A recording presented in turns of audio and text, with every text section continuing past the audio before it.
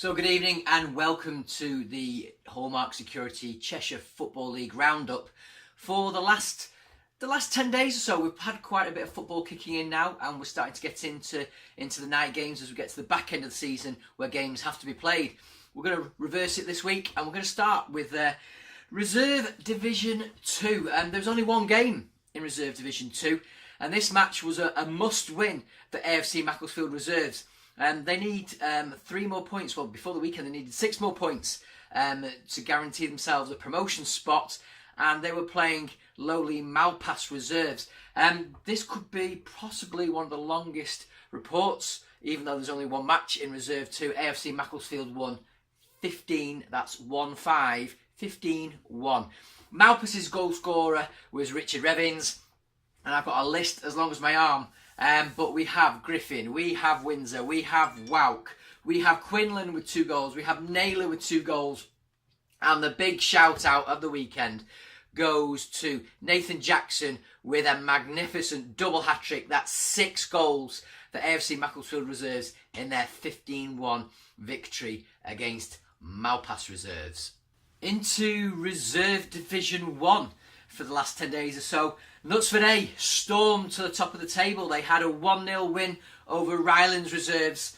Goal came courtesy of Williams. In the other game in Reserve Division 1 over the last 7 days, Denton Town took on Style and ran out 5-1 winners. Harry Maylett with the goal for Style, and Denton Anderson with 1, and Rothwell and Walker with a brace each, giving Denton Town Reserves a 5-0 win. They've probably not played that much recently. Into League 2. Now, League 2 is really hotting up. Over the last few days, our reserve sides, so Sandbach and Barnton with their floodlights, have been playing a few extra games. So on Thursday night, Sandbach Reserves took on Broadheath Central, and Sandbach ran out 3-1 winners. Adams, Betley and Monks with the goal for Sandbach. I have no details for Broadheath for their goal scorer. Into Saturday's games, and Unicorn took on Windsor Development from the Reserve Division 2. In the President's Cup, Unicorn ran out 7-0 winners as well. Again, no goal scorers on the full time as yet for that game. Sandbach Reserves in action again, and they took on Windle Labour, top of the table Windle Labour, and they ended up losing on Saturday. It was 4-1 to Windle Labour. Watkins with the goal for Sandbach Reserves. Gibson, Jevons and Cook with a brace for Windle gave them the 4-1 win and helped them stay top of the table. Again in the President's Cup, Goulburn Reserves took on Ford Motors. Ford Motors ran out narrow 1-0 winners against teams in a reserve division. Lyons was the goal scorer there, and Shannon saw red for Goulburn Sports Reserves. In the other game in League 2, Barnton Reserves 2, Winstanley Warriors 2. Again, just the goal scorers for Barnton Reserves. Goal scored by Jackson and Newbolt. Things are really hotting up both in the President's Cup and in League 2. Go and check out the full-time tables and go and have a look at the President's Cup groups as well. The last few group stage games are being played over the next 10 days or so, and you'll be able to see who qualifies in the top of each group. Top 2 go through to the quarterfinals, and a couple of teams have already qualified indeed for those quarterfinals. Into League 1, where really this is the place for the action. The teams desperate to get into the Premier Division, but also the teams desperate to avoid relegation into League 2. Warrington Town Reserves continued their march on Wednesday towards that illustrious place in the Premier Division. They're looking for promotion, and they ran out 4-1 winners under the lights against Mersey Valley. Glass, Hayes and Smart with 2 goals were the goal scorers for Warrington. No goal scoring details from Mersey Valley, and they need to sort that out in the next couple of days, otherwise there'll be a fine heading their way. West Didsbury and Chorlton really upset the apple cart on Saturday, and they took on Pilkington at their home ground, and Iganosa scored 2 for West Didsbury as they ran out 2-1 winners. Taylor with the reply for Pilkington's. Now, has that upset Pilkington's promotion hopes? They slipped further behind Billinge and Warrington after that defeat. Can they recover it? Can they make the ground up?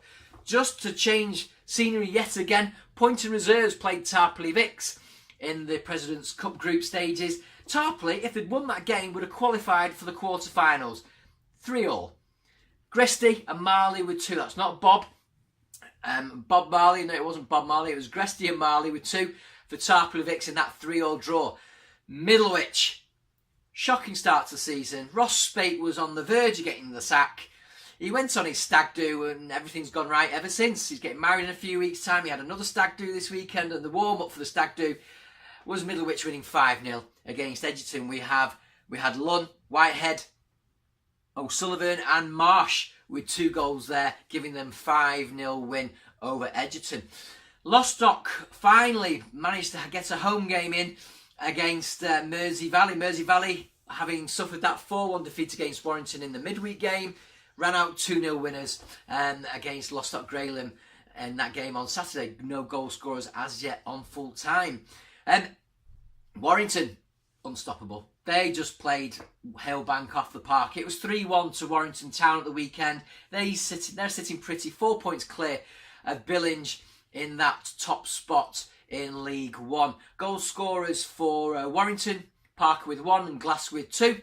And Beach with the reply for Halebank. Billinge took on Dayton away at Dayton at the Culture Club in Warrington on Saturday afternoon. They were trying to keep pressure on Warrington after their 6 points in the last week or so, and they ran out 2-0 winners. Sefton and Walhuta with the goals there. That saw Billinge extend the gap over themselves, between themselves and Pilkington in third, but also just keep on the coattails of Warrington, looking for any slip up that might give them a sniff of the league championship.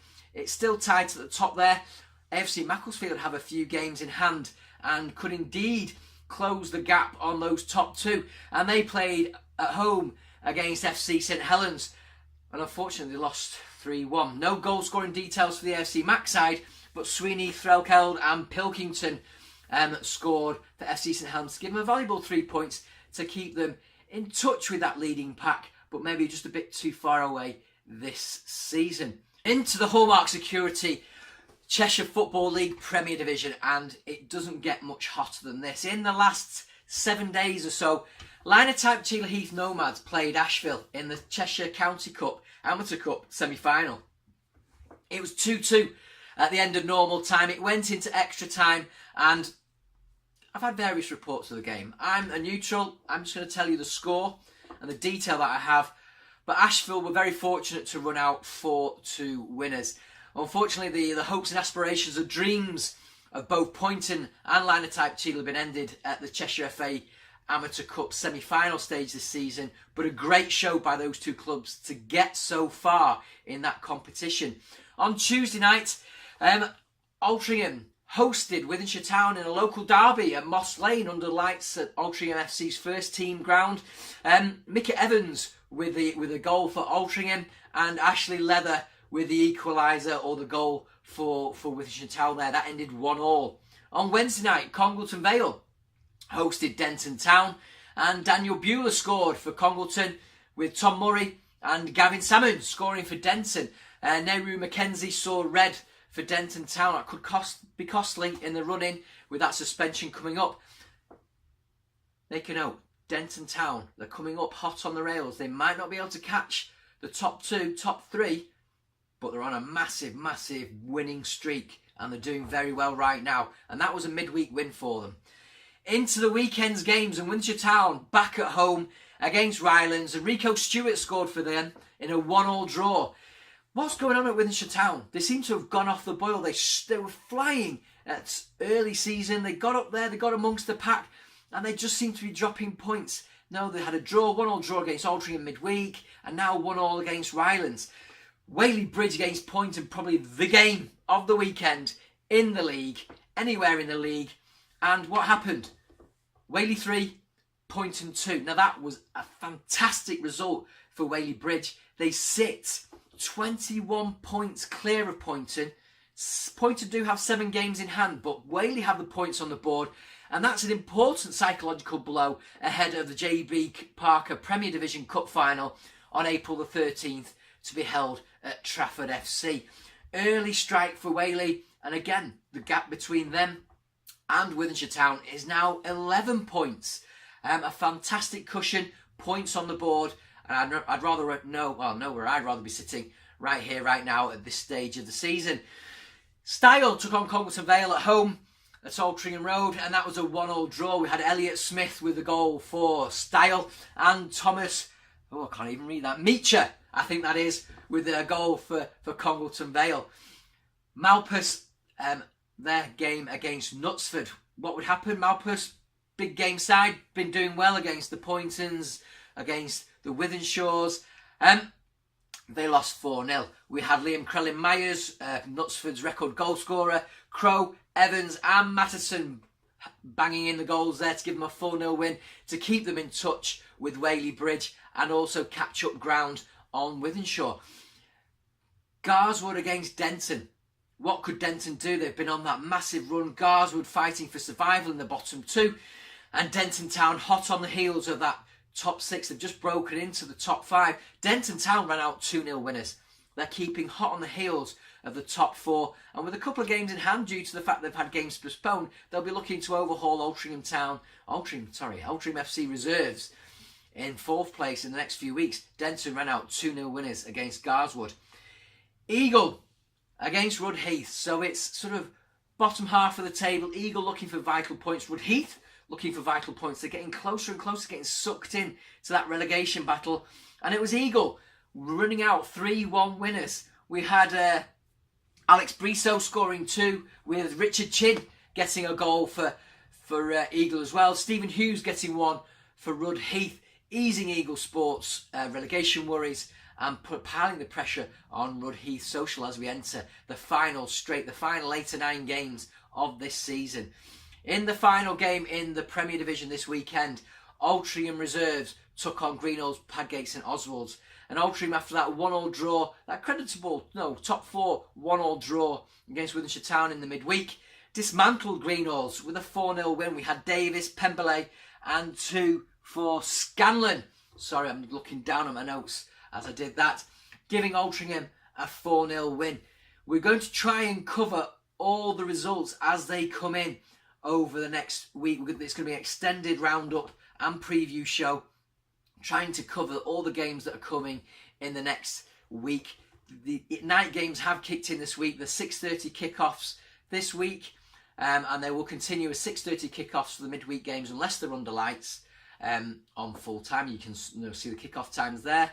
And into May they'll go to 6:45 to allow for the increased daylight. I hope you've enjoyed the show. Please do join us again on Friday for the preview show. And in fact, in the preview show, we'll try and do some of the results from the midweek games as well.